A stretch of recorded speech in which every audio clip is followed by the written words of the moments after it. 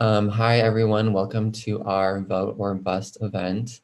As Professor Lamb was saying, we are a media studies course here at Pitzer, and we created the initiative youth2020vision to help get out the vote, especially at the Claremont colleges. Um, Considering the fact that, as Professor Lamb has already said, only 55% of eligible Pitzer students actually voted in the 2016 election. So we're just trying to increase that number. Um, so first, we would just like to start by going around and introducing everyone. So I guess I can start. So my name is Owen. I'm a junior here at Pitzer, majoring in economics, but I'm also interested in media, social change, and LGBTQ plus advocacy. I'm also involved in Student Senate as the VP of Internal Affairs, and I run track and cross country for Pomona Pitzer. So just to quickly go over the topics that we're going to cover today. So this election is going to be a lot different in a lot of ways, just due to coronavirus and like just the president in general. However, an encouraging stat that has just come out is that over 5.5 million people have already voted by mail, and those ballots have been received by states that are reporting. And to put that in perspective, in 2016, only about 75,000 people had voted at this point in the election. So it's encouraging to see that a lot of people are excited to vote.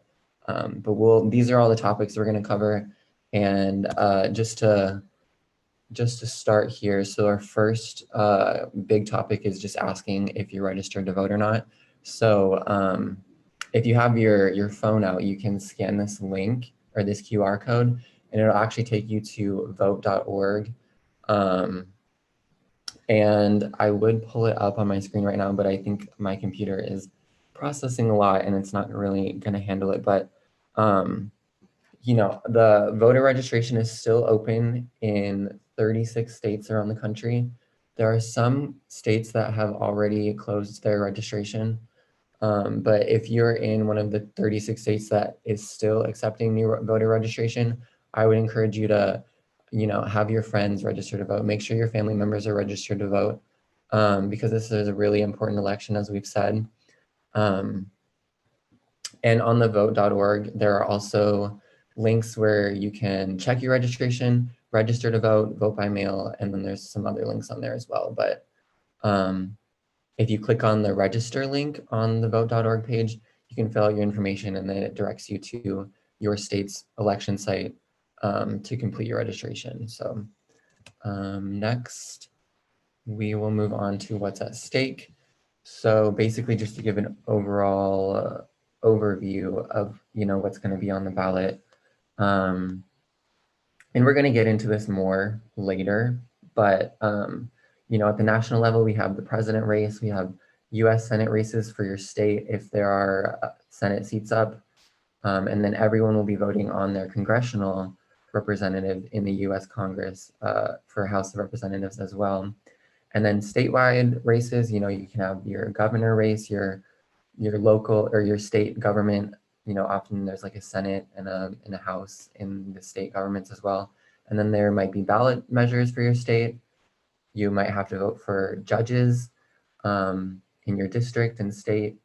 Yeah, and then for local, you have your mayor, school board, stuff like that could be referendums. But in order to really find out what's going to be on your ballot, you kind of have to have your ballot. So if you request a ballot, you can see exactly what's going to be on it, and then research the actual things that you're voting on before you make your decisions.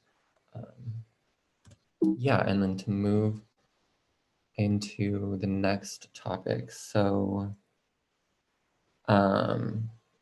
next, we're going to discuss the difference between in-person voting and mail-in voting.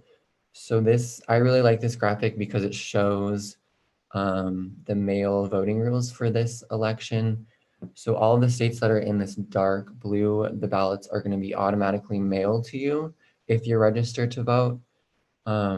And all of the states in the light blue, everyone is going to be allowed to have an absentee ballot regardless of if you're going to be, in your county at the time of the election. But and then the states that are actually in this yellow, you have to have an excuse to vote by mail.